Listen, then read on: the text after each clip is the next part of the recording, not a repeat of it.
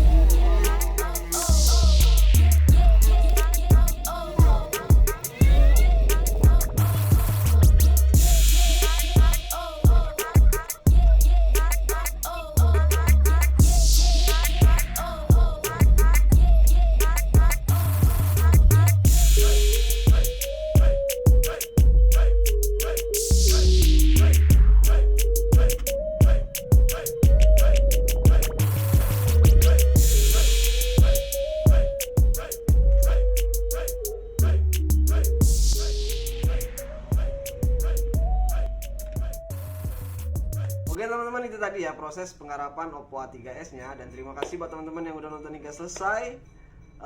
Semoga video kali ini bermanfaat buat teman-teman. Dan di awalnya saya mencoba untuk memperbaiki LCD nya, sepertinya nggak mau ya. Dan saya sudah buat sudah komunikasi ke usernya, dan alhasil kita langsung repair LCD touchscreen yang baru. Oke teman-teman, sampai di sini dulu video kali ini, dan jangan lupa untuk klik subscribe, like, and share videonya. Jika teman-teman memiliki kritik dan saran, teman-teman bisa isi di kolom komentar di bawah. Oke teman-teman, sampai jumpa di video saya berikutnya. See you.